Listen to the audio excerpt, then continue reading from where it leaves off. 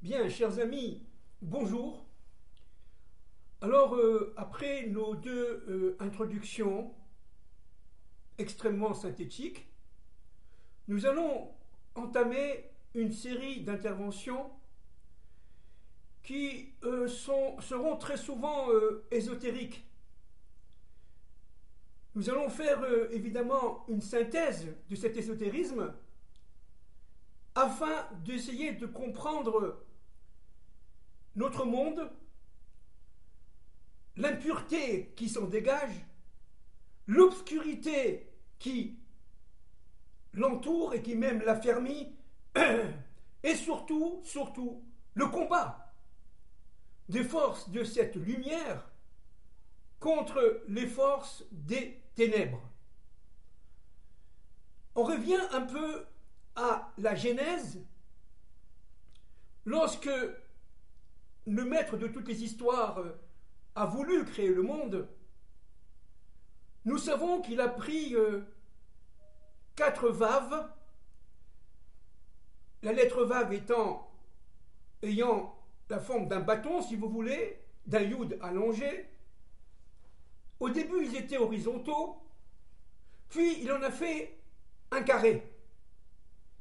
Il en a fait un carré formant la lettre même, on le sait, mais c'est très important de comprendre. De valeur numérique 40. Cette lettre vave étant l'extériorité du même. Le même 40, disent nos maîtres, est lié à Israël, à Adam. Nos maîtres kabbalistes disent que Adam c'est Israël, on le sait.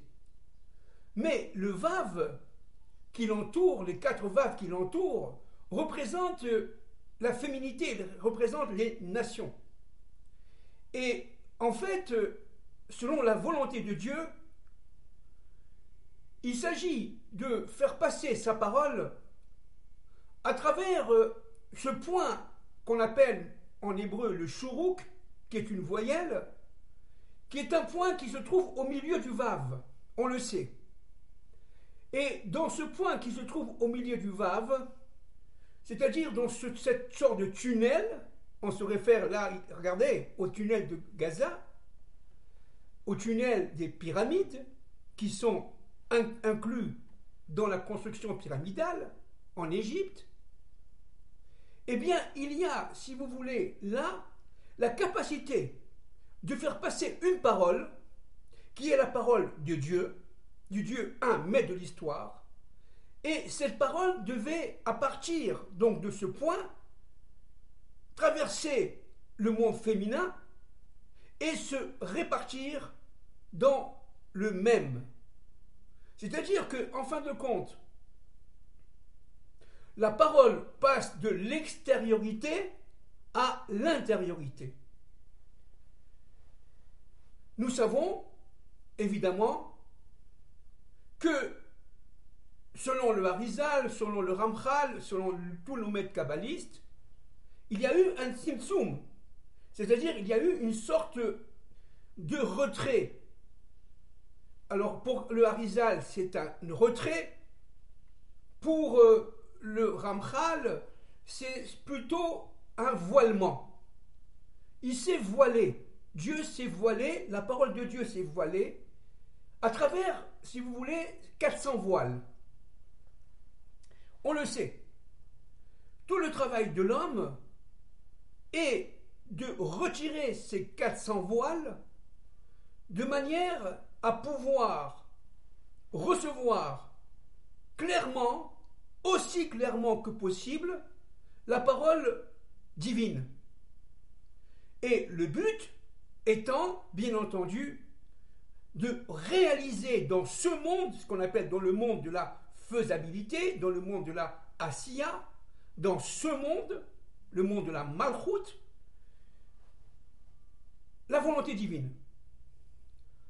Maintenant,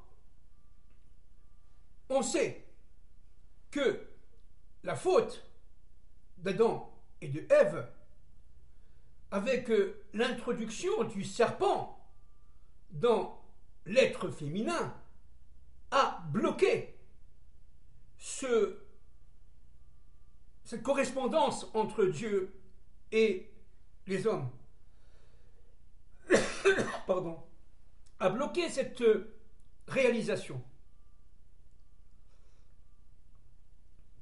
Nous savons que, en fait, deux plans qui étaient intégrés intimement l'un à l'autre ont été séparés.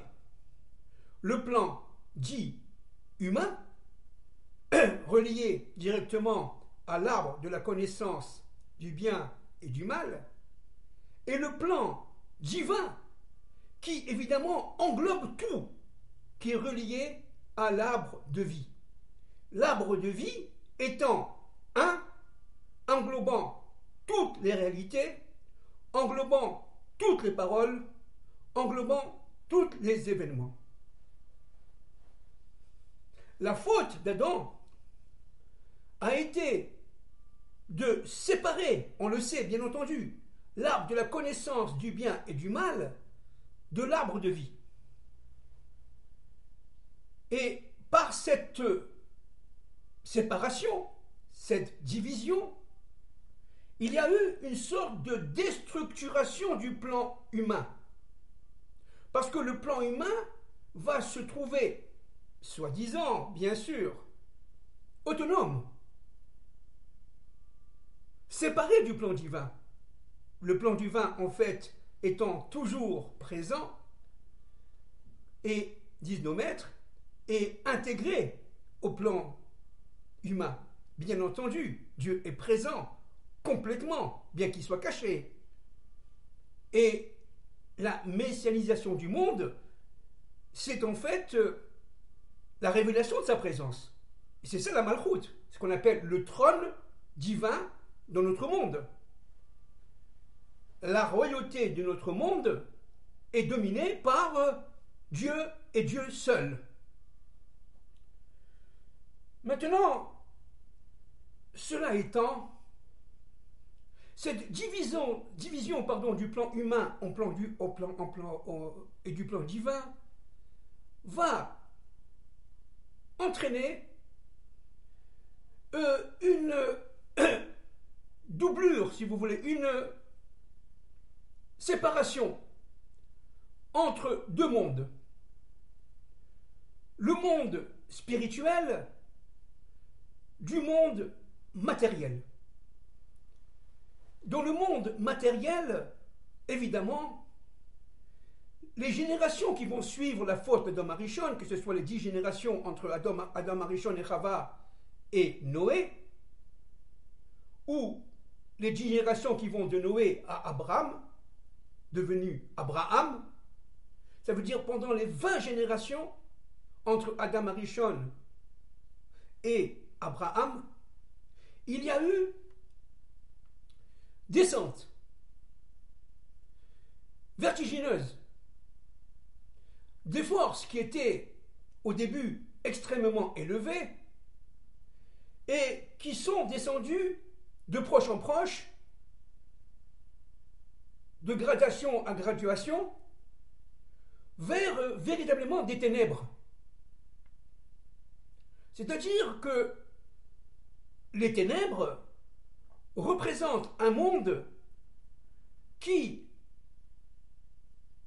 se libère, soi-disant bien sûr, de la présence divine. L'homme se sent libre. L'homme se sent acteur de son propre destin.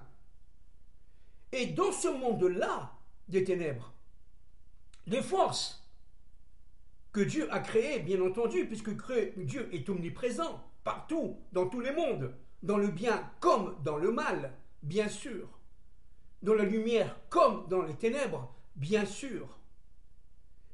Eh bien, Dieu va laisser l'homme aller selon son propre rythme civilisationnel et son propre, si vous voulez, sa propre recherche, notamment de l'infini.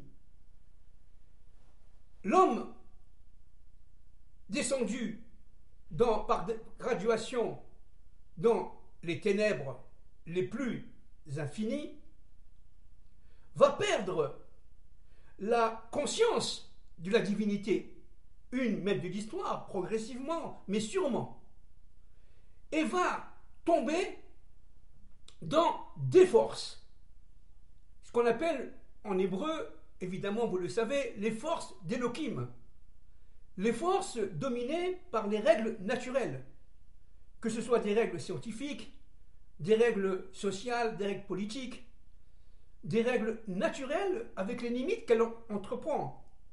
Et l'homme va, en oubliant la force première, va se rapprocher de toutes ces forces qui sont, à ses yeux, je dis bien à ses yeux, autonomes,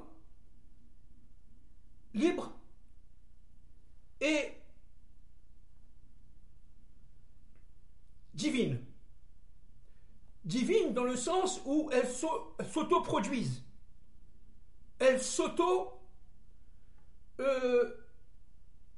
subsistent. Je ne sais pas si on peut dire ça en français. C'est-à-dire qu'en fin de compte, le soleil, la lune, le tonnerre, etc., le vent, seront des forces qui, par elles-mêmes, existeront, sans être inféodées à aucune volonté supérieure. Et nous sommes là rentrés dans les forces idolâtres. Alors, de siècle en siècle, évidemment, depuis des millénaires, ces forces se sont, j'allais dire naturellement, auto-entretenues. Il y a eu, évidemment, des mécanismes intellectuels, on pourrait dire même socio-économiques, qui ont alimenté ces forces. Ces forces qui se voulaient, encore une fois, autonomes. Et par exemple, dans l'Empire sumérien, nous sommes là dans les temps bibliques, pré-bibliques même, dans l'Empire sumérien, eh bien, nous sommes là dans un monde, d'ailleurs, extrêmement sophistiqué, il ne faut pas croire, extrêmement expansif, où les humains avaient atteint un niveau de connaissance, contrairement à ce qu'on pense, extrêmement élevé. Ils possédaient, par exemple, en bonne partie, l'art géométrique. Ils savaient véritablement non seulement l'art de la mesure, l'art arithmétique, mais surtout, ils savaient regarder les forces de la nature avec leurs propres forces et leurs propres limites. Toutes ces forces-là se sont réunies en Égypte. L'Égypte étant l'espace, non pas géographique, bien entendu, même si c'est un pays, mais l'espace spirituel dans lequel se ramifie l'ensemble de ces forces qui, par définition, se disent autonomes, se disent, j'allais dire, même imbues d'elles-mêmes, et se disent autocrates. Pardon. Et l'on va, là, diviniser ces forces. Le pays de l'Égypte étant le pays idolâtre par excellence. Le pharaon, quel que soit l'ordre dynastique, eh bien, se compare à Dieu lui-même. C'est lui qui a créé le Nil. C'est lui qui a créé le monde égyptien. Il domine les forces. Il ne faut pas croire que le pharaon et ses équipes, évidemment, et ses sorciers, étaient des imbéciles. Pas du tout. Pas du tout. Le pharaon était un être extrêmement cultivé, extrêmement calé. Il réalisait qu'il est tout simplement, qu'il possède en lui, tout simplement, les forces du serpent primordial. Comme nous l'avons dit de nombreuses fois, le serpent était érigé sur sa tête. Le serpent de Bereshit, le serpent primordial. Et nous savons que lorsque le serpent a voulu ruser par rapport à Ève, et il l'a tout simplement dirigé vers une sorte d'assurance que la femme, l'homme, peut être l'égal de Dieu. Et les forces du serpent pensaient être égales à Dieu. Je ne sais pas si on s'en rend compte. Lorsque Moïse et Aaron sont venus dans la paracha Vaera du livre La Genèse, Bereshit, demander à Pharaon de sortir les fils d'Israël, les Bnei Israël d'Égypte, après 210 ans d'esclavage progressif, mais absolu, progressivement, bien entendu, au fil des années, eh bien, Pharaon ne comprenait pas pourquoi pourquoi Moïse, disait Dieu demande de faire sortir les enfants d'Israël d'Égypte. Il comprenait bien qu'il y avait un Dieu qui était capable de faire des miracles. La première plaie, le Nil transformé en sang, toute l'eau comestible était devenue du sang, mais les sorciers aussi pouvaient le faire. La deuxième plaie, c'est la même chose. La troisième plaie aussi. À partir de la troisième, quatrième plaie, ils commençaient à douter. Parce que les sorciers ont dit, c'est un Dieu qui est au-dessus de nous. On ne comprend pas ce qu'il fait. Mais dans son intellect, dans sa raison, dans sa psychologie, il disait que si c'est vraiment un Dieu qui est supérieur à moi, pourquoi il me demande de faire sortir sous forme presque d'une supplication les enfants d'Israël? Il n'a qu'à les sortir lui-même. C'est qu'en fait, il reconnaît ma puissance. Il reconnaît que je suis supérieur à lui. Mais c'est ça qui s'est passé. Dieu renforce le cœur de Pharaon. Aujourd'hui, les puissances élitistes, dominatrices,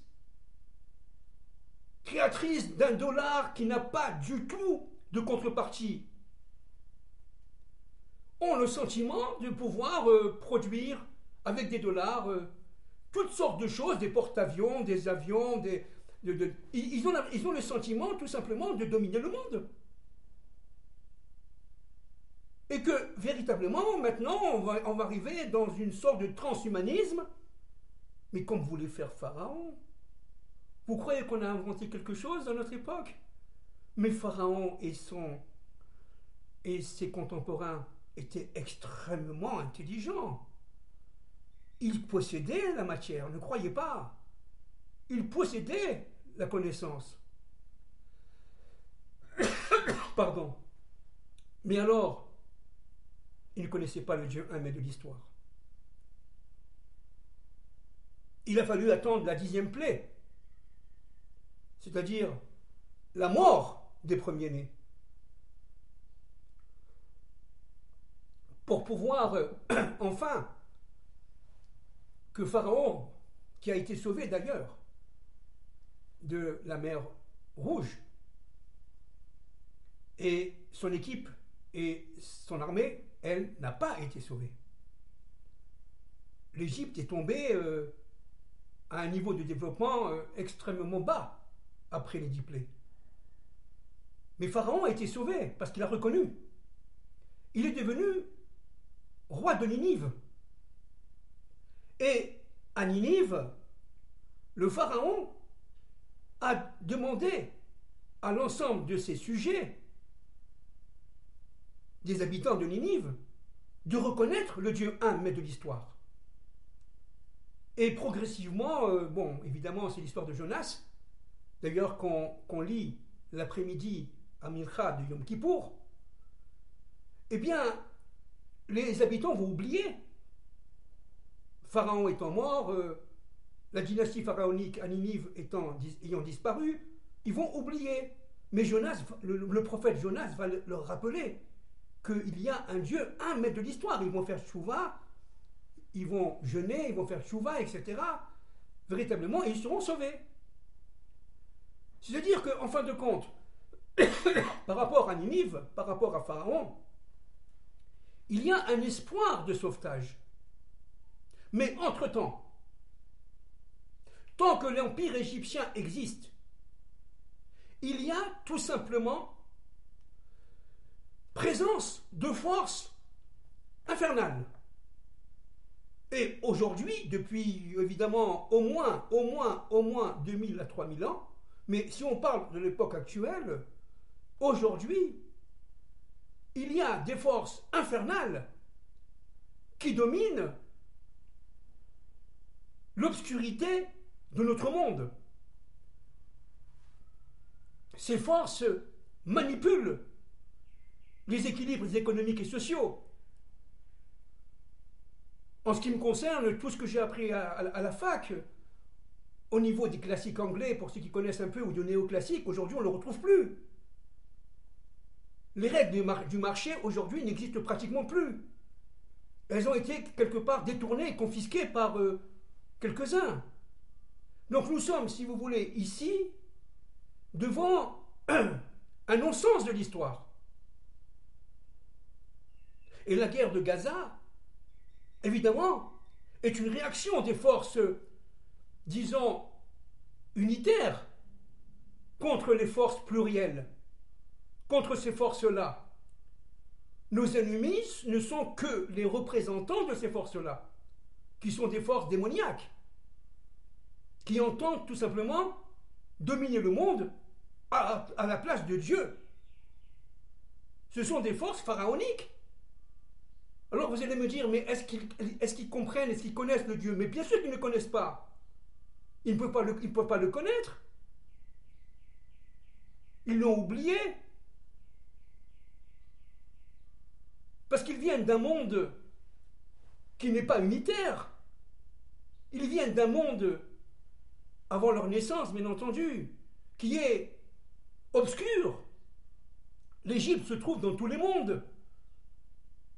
Donc il faut, si vous voulez, éclaircir tous ces mondes-là, de manière à faire sortir la lumière divine, qui est la vérité vraie, qui est, comme on dit en hébreu, vous le savez bien entendu, le émet. Nos élites actuelles, si on sait les écouter, si on sait comprendre leurs gestes et leurs paroles, n'arrêtent pas de dire que, en fait, ils gouvernent en utilisant des codes, en utilisant des forces numériques, en utilisant ce qu'on appelle, nous, la gématria, ce qu'on peut appeler la numérologie. Et vous savez que l'hébreu est la seule langue qui regroupe la numérologie, les chiffres et les lettres.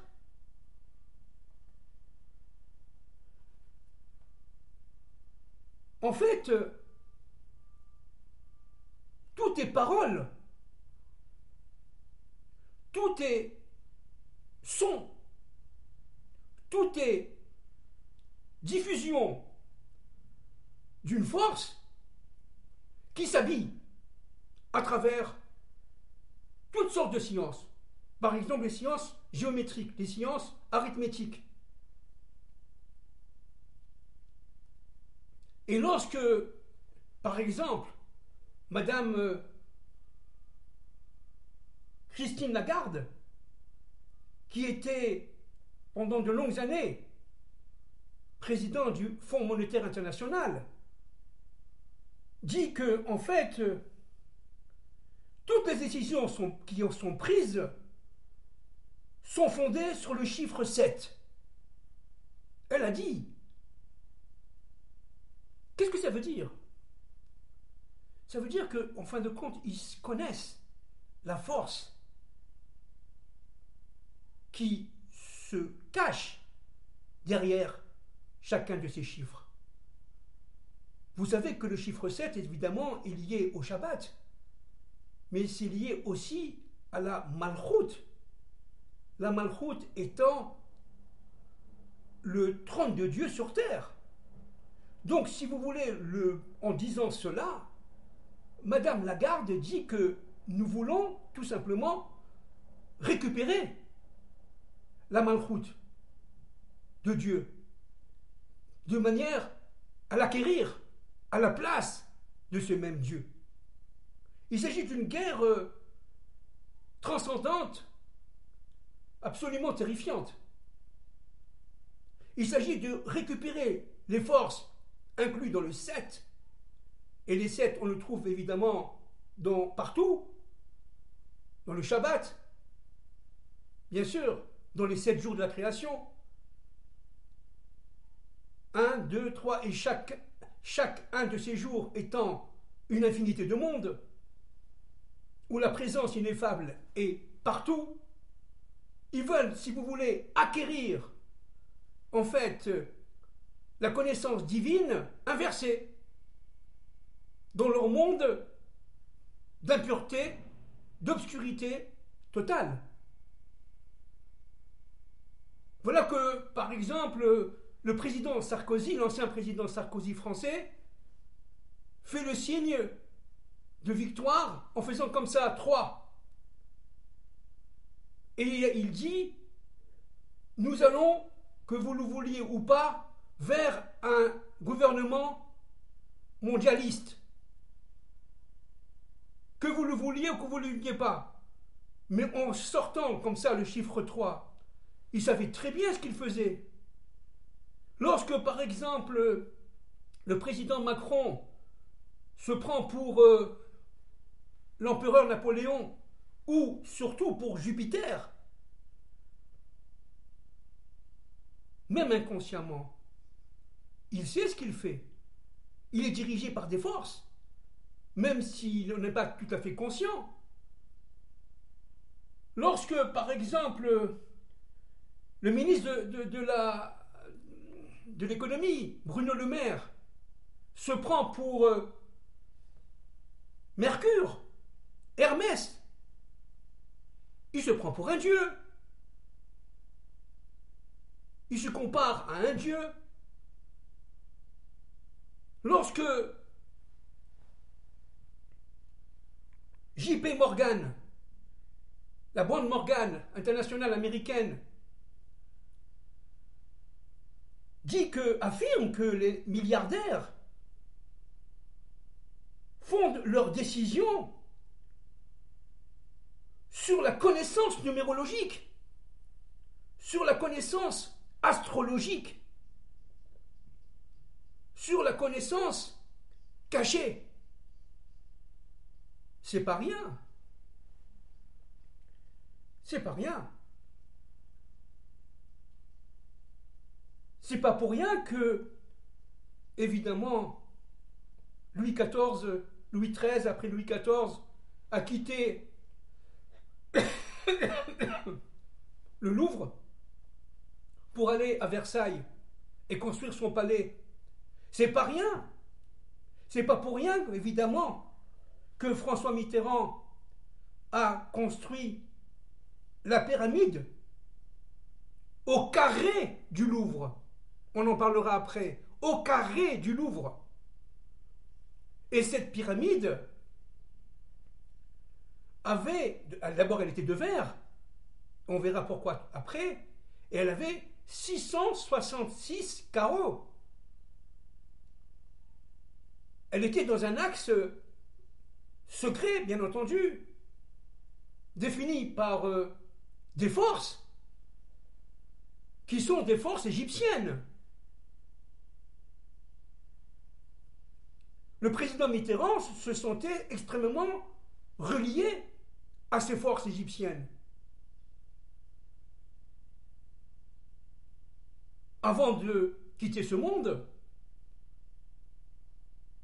lors d'une intervention télévisée le 1er janvier, il a dit que l'an prochain, je ne serai plus là, mais je serai quand même avec vous. Bon, je dis ça de mémoire. Je serai présent. De l'autre côté, mais je serai présent. C'est qu'il croyait tout simplement à la transcendance. Mais de quelle transcendance on parle? On parle de ces forces qui venaient d'Égypte et qui ont été quelque part placées dans l'empire occidental, et pas seulement, bien entendu, de siècle en siècle, afin de pouvoir contrôler cette transcendance. Il se voulait tout simplement mettre à la place de Dieu.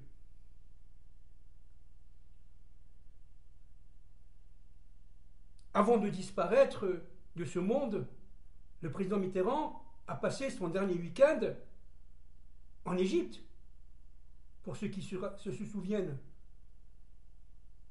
Il est parti au bord des pyramides. Pourquoi? On le sait, pour se ressourcer. Il était imbu de sciences égyptiennes, extrêmement ésotériques.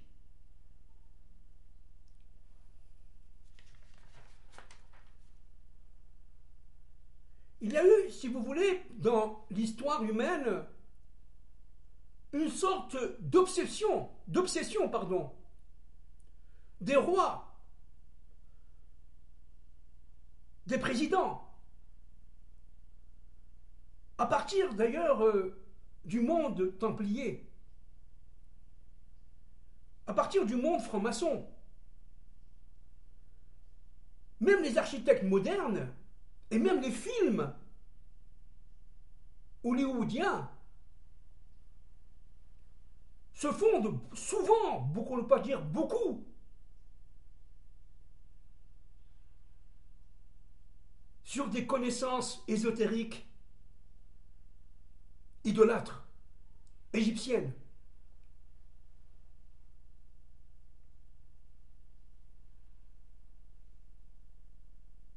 Ils ont codé leurs informations, leurs forces, à travers les arts, à travers les architectures, à travers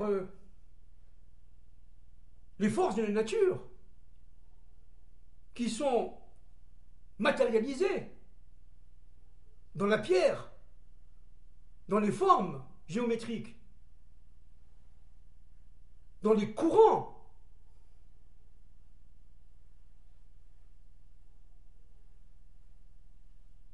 dans les campagnes, dans des monuments.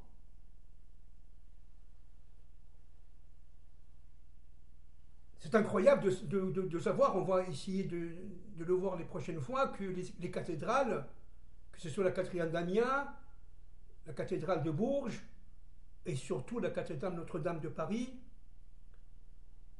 n'étaient pas en fait foncièrement chrétiennes. Elles obéissaient à une sorte de force que les Gaulois ont tirée des druides, qui eux-mêmes ont tiré des Celtes, et ces druides celtiques ont tiré leur connaissance de l'Égypte.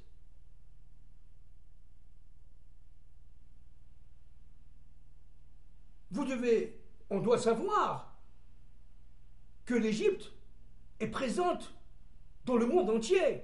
Il ne s'agit pas d'un pays, bien entendu, il s'agit de forces. Et ces forces présentes dans le monde entier, elles deviennent de plus en plus irascibles, omniprésentes, tentaculaires et surtout guerrières. Monstrueusement guerrières. Parce qu'elles sentent leur fin arriver. Parce que le Dieu un, maître de l'histoire, avec fracas, va intervenir. Et comme je l'ai dit de nombreuses fois, et je ne suis pas le seul, bien entendu, nous sommes à la veille d'un daï de l'histoire. El Shaddai. Dieu va dire, ça suffit. Parce que tout simplement, ma création est en voie de disparition. Et pour la sauver, eh bien Dieu va intervenir. À travers toutes les forces d'ailleurs qui sont utilisées par, j'allais dire, ses ennemis. Il y a donc, pour terminer cette intervention, un plan secret. Comme il y a un plan secret divin, écoutez-moi bien, il y a un plan secret anti-Dieu, qui va se refléter, encore une fois, je répète, par toute présence architecturale.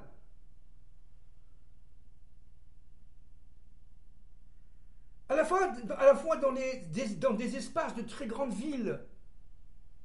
Paris, par exemple, est pénétré de forces égyptiennes impures. On en parlera. Washington DC est pénétré de forces tout à fait impures, incroyablement puissantes. Rome, le Vatican, est pénétré de forces extrêmement puissantes, très obscures. Londres,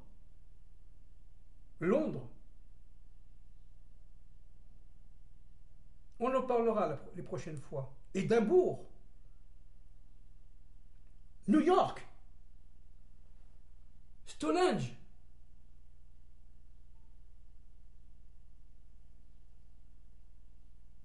San Francisco, Winnipeg, et j'en passe. Toutes ces forces-là sont reliées au monde égyptien, notamment au monde des pyramides, qu'il importe évidemment maintenant de démasquer pour pouvoir faire sortir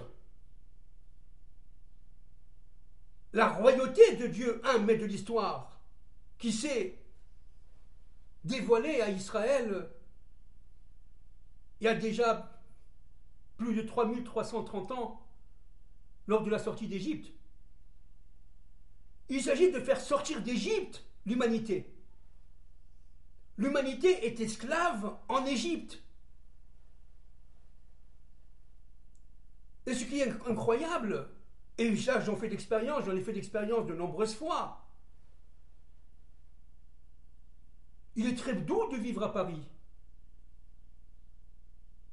Paris possède, par exemple, parce que Paris, c'est une ville que je connais très bien, j'ai vécu de nombreuses années là-bas, il y a des forces qui sont extrêmement puissantes.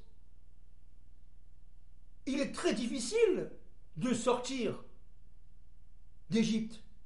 Seul Dieu peut nous faire sortir d'Égypte.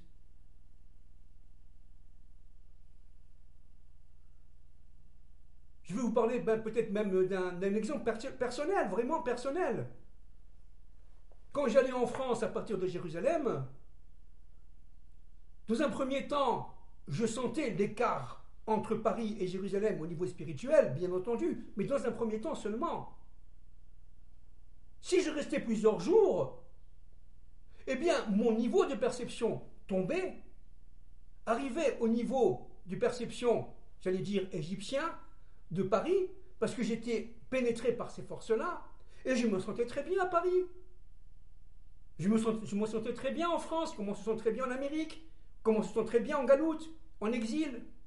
Parce que tout simplement les forces de l'exil, présentes en exil, sont des forces égyptiennes. Qu'on soit à Winnipeg, qu'on soit en Australie, qu'on soit au Canada, qu'on soit à Montréal, qu'on soit où vous voulez. Pas seulement Paris, Londres ou Berlin. L'Égypte est partout dans l'universel. Et il m'était moi-même, difficile de quitter Paris pour revenir à Jérusalem.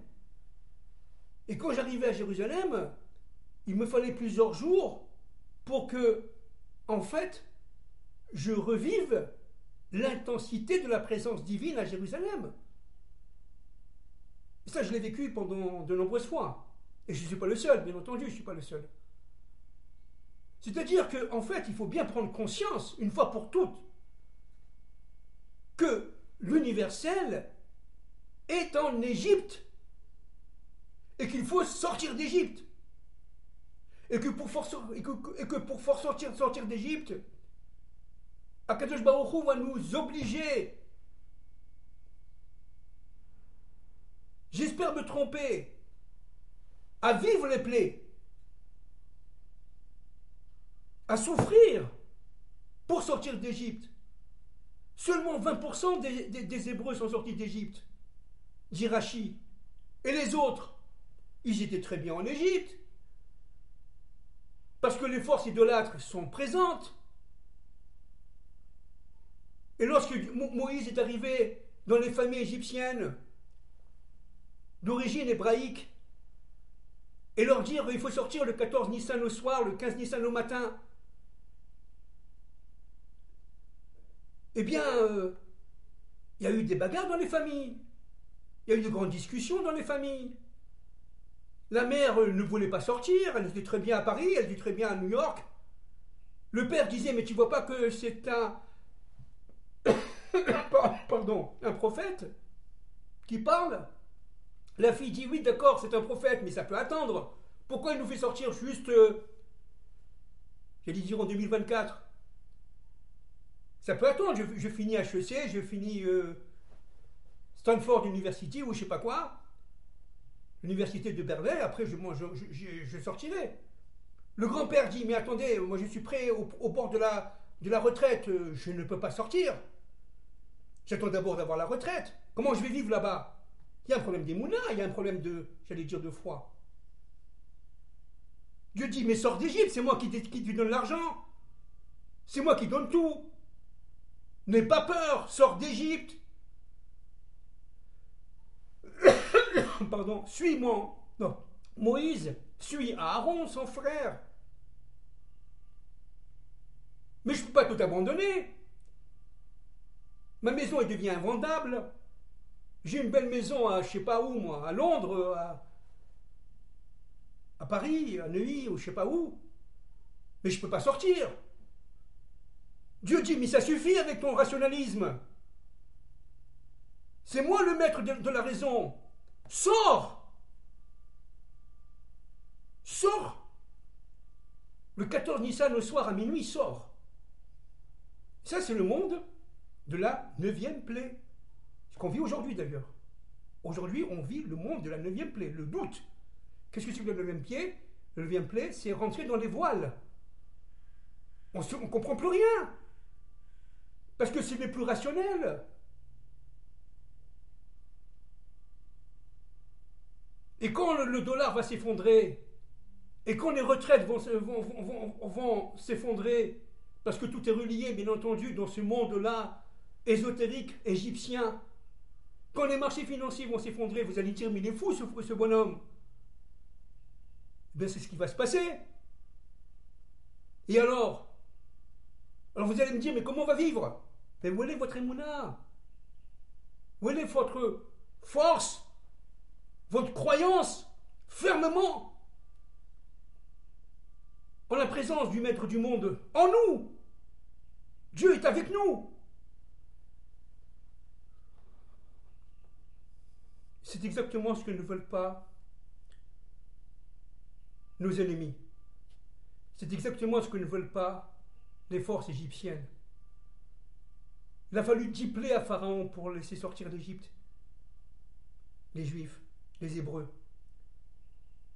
une fois que l'Égypte était tout simplement déstructurée, économiquement écrasée.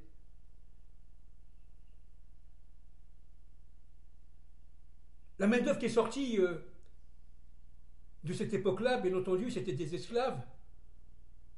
C'était la main-d'œuvre industrielle. C'était des bâtisseurs qui sont partis, c'était des ouvriers. Mais c'était des smicards. C'est-à-dire des populations qui n'avaient plus rien à perdre.